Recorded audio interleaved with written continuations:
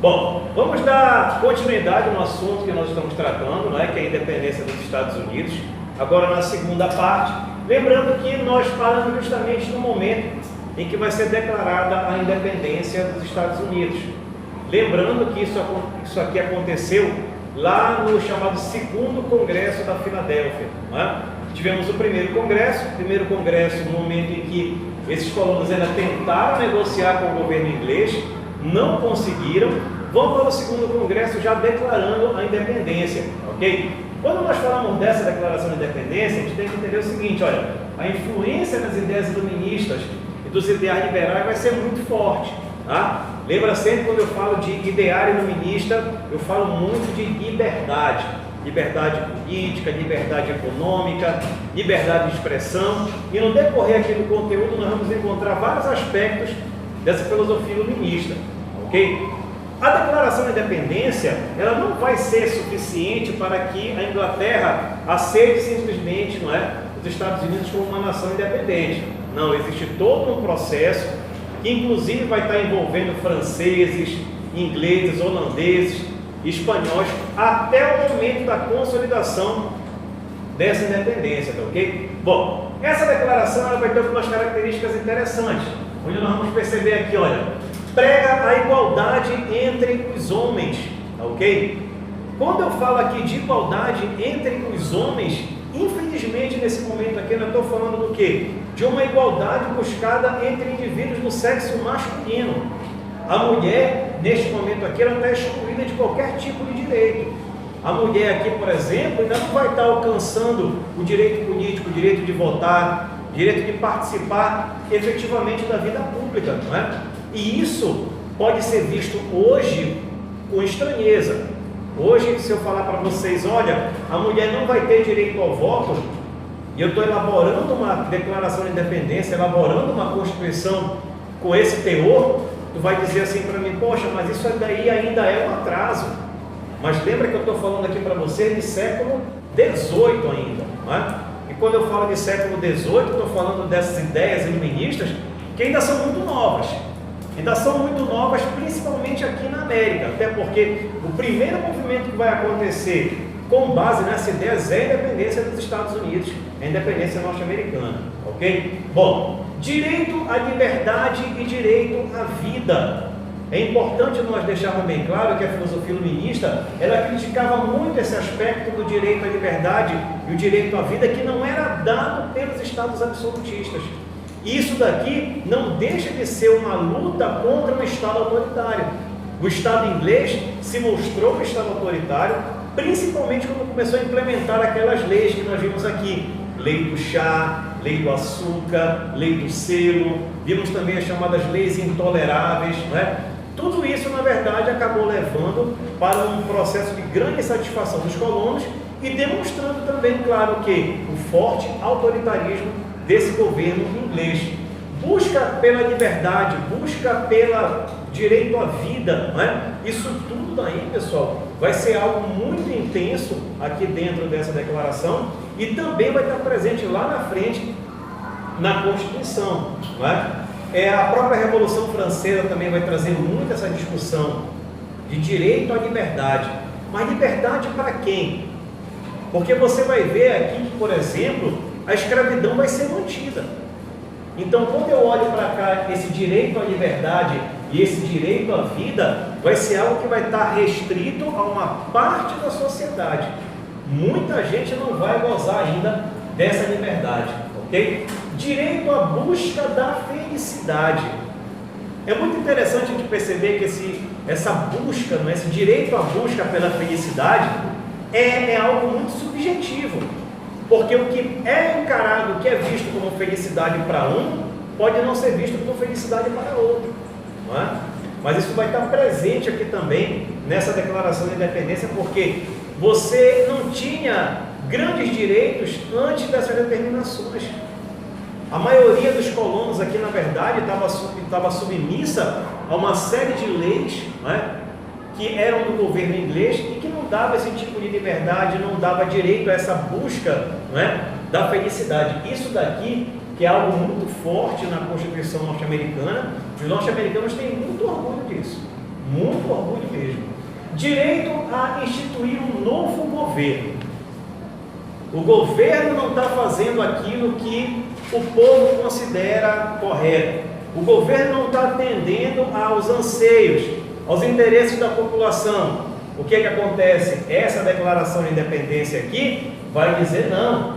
Existe sim a possibilidade desse governo ser mudado. Quando a gente olha lá para a época do absolutismo, isso daí não era permitido. O rei absolutista, ele, por exemplo, não dava liberdade para que o povo viesse a instituir um novo governo. E essa fala aqui é uma fala assim, bastante radical para a época. Quando eu falo hoje do povo se reunir, do povo decidir instituir um novo governo, derruba o governo que eles acham que estão prejudicando o povo e implantam outro tipo de governo. Hoje isso é muito, digamos que natural. Hoje é muito comum, não é? Nós pensarmos dessa maneira. O governo não está fazendo o que eu quero, eu vou lá e derrubo aquele governo. Aqui nessa época não. Isso era algo bastante inovador. E um outro ponto que a gente vai destacar aqui, olha, as colônias, aquelas famosas 13 colônias, agora elas serão estados independentes. Não é? E é muito interessante nós conseguimos perceber lá na frente que eles vão primar muito por isso. Eles vão se preocupar muito com isso e realmente fazer com que esses futuros estados sejam independentes, tá ok? Isso vai ficar bem claro aqui na frente. Bom, declarar a independência não foi suficiente. Tem que convencer a Inglaterra de que eles eram uma nação independente. Tem que convencer a Inglaterra de que eles não eram mais área colonial. E isso não vai ser fácil. Não vai ser fácil e vai durar um tempo. Olha, até 1783, tu vais ver esses colonos tentando fazer com que essa Inglaterra aceitasse essas ex-colônias como nações independentes. Então o processo ele é lento, pessoal. Tá? Não é declarar-se independente e pronto, já está independente. Eu posso até fazer uma comparação com o que nós temos aqui no Brasil. Aqui no Brasil tu vais ter um clássico 7 de setembro de 1822. Temos o tal grito do Ipiranga. Dom Pedro I puxando uma espada gritando independência ou morte. Isso não foi suficiente para que o Brasil fosse uma nação independente. Era necessário, por exemplo, convencer Portugal de que nós éramos independentes. E esse processo foi lento. Nós vimos aqui, por exemplo, no próprio tema, né, da adesão do Pará à independência, que é um processo lento. 15 de agosto de 1823, que é quando nós vamos ter a última província aceitando, não é, isso aqui como uma nação independente. Esse processo ele é lento, ele foi lento aqui, também foi lento lá nos Estados Unidos, tá ok? O processo que vai estar, digamos que de independência, não é? Não de formação dos Estados Unidos, porque a formação dos Estados Unidos vai se dar, né, a consolidação dessa formação vai se dar mais lá para frente, ainda não é nesse momento. Mas o processo de consolidação dessa independência, disso aqui como uma nação independente, vai se dar com o quê? Com o estabelecimento da Constituição, não é? Toda a nação precisa de uma Constituição, precisa de um conjunto de leis, que é um conjunto de leis maior, não é? Para estar guiando essa sociedade. Uma lei dela, uma lei daquela nação, porque o que valia antes aqui era a lei da Inglaterra, mas eles não iam pegar a lei da Inglaterra para fazer valer aqui. Mesma coisa aconteceu aqui no Brasil.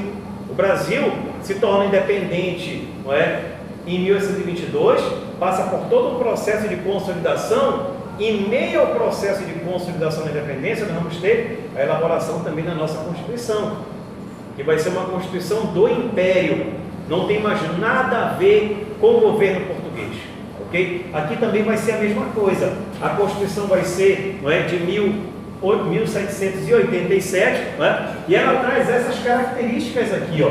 Lembrando que tudo isso que foi determinado aqui na Declaração de Independência, igualdade entre os homens, direito à liberdade, direito à vida, direito à busca da felicidade, direito de instituir um novo governo, as colônias se transformando agora em estados independentes, isso também vai estar presente dentro dessa Constituição. Isso tudo também vai estar aqui dentro.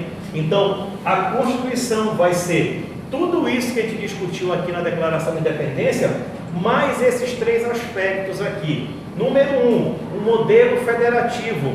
Essa Constituição aqui estabeleceu um modelo federativo. O modelo federativo que é o modelo que vai dar o quê? Autonomia, vai dar liberdade para aquilo que nós vamos chamar agora de estados.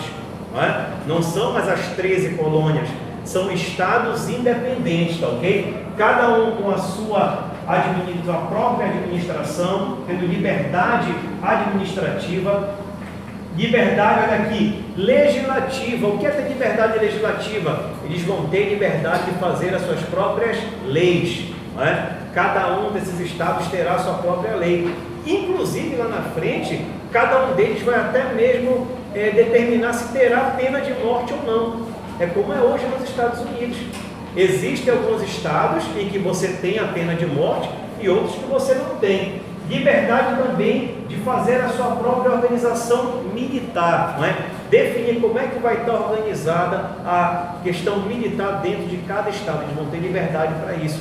Era uma grande busca deles, ter liberdade de fazer, de se organizar da forma a qual cada estado vai buscar. Divisão em 3 poderes. Olha aqui, quando eu falei para vocês que o ideário iluminista vai estar muito presente na Constituição norte-americana, aqui, divisão que nós já conhecemos lá como Montesquieu, nos poderes legislativo, executivo e judiciário. Lembrando que esses 3 poderes aí vão estar como? Em equilíbrio.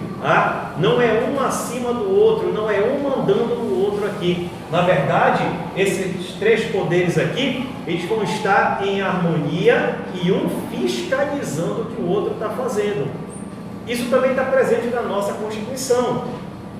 Os 3 poderes existem aqui no Brasil, mas houve uma época aqui no nosso país que nós tínhamos 4 poderes. Era o executivo, legislativo, judiciário e tinha um tal de poder moderador, que era um poder exercido exclusivamente pelo imperador. Aqui eles confirmam esses 3 em equilíbrio, tá ok? Bom, outro aspecto que vai ser inserido em 1789, que é o chamado Bill of Rights, que vão ser alguns aspectos também inspirados no ideário iluminista. E claro, 1789 me lembra o quê? Todo o clima que a Europa vai viver com a Revolução Francesa.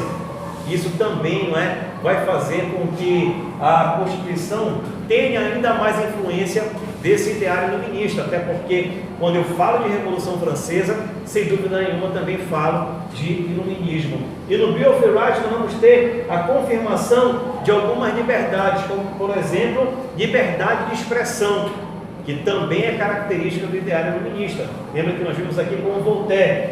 Liberdade da imprensa.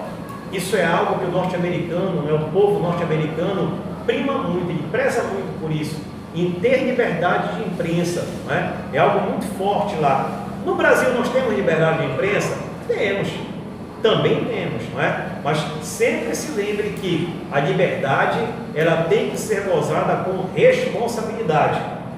Não é ter liberdade de imprensa de falar o que quer e bem entende. Você tem que falar, ou você tem que ter base naquilo que você está falando, não é? O jornal não pode simplesmente publicar o que quer e bem entende, não. Ele vai, e pode até publicar, mas ele vai responder por aquilo que ele está colocando. Direito de protesto, pessoal, isso é muito importante. Essa Constituição vai assegurar que o indivíduo pode sim protestar contra o governo, o indivíduo pode sim demonstrar a sua insatisfação. Só que tem um detalhe, não está muito claro aqui como esse governo vai reagir a esse protesto, né? O governo norte-americano, ele tem uma tradição muito grande também de reprimir, certo? Há algum tempo eles elaboraram uma arma de dispersão de grandes multidões que na verdade dá choque nas pessoas. Não dispara bala de borracha, não dispara nenhum tipo de bala, dispara uma onda de choque, não é? Então, é um governo que te dá direito de protestar, mas tem toda uma tecnologia lá preparada para dispersar qualquer protesto, não é? É interessante nós percebermos que aqui vão estar presentes algumas características muito marcantes do iluminismo. mas isso não vai fazer com que esse governo, em alguma das vezes, não seja bastante autoritário, e vai ser bastante. A Constituição vai finalizar, digamos assim, um processo de independência. O estabelecimento desse conjunto de leis confirma, não é, para a gente essa independência. Daqui para frente, o que vai acontecer? Os Estados Unidos vai procurar se organizar como uma nação. Agora sim, a gente vai ter a construção de uma nação, a construção de um tipo de Estado, não é, no qual nós vamos observar um confronto muito forte entre aquilo que nós chamamos antes de colônias do Norte e colônias do Sul, cada um deles querendo impor um tipo de sociedade, não é? Aí a briga vai ser muito, muito intensa daí para frente. É importante eu deixar bem claro aqui que, por exemplo, a escravidão continua sendo mantida, não é? A desigualdade entre homem e mulher continua sendo mantida. Então, é um tipo de sociedade que se estabelece aqui, que fala muito em liberdade, que fala muito em liberdade de expressão, política, econômica, e uma série de outras liberdades, mas continua mantendo a escravidão e continua a desigualdade entre homens e mulheres. Tá ok? Deu para entender bacana até aqui, pessoal? Ah?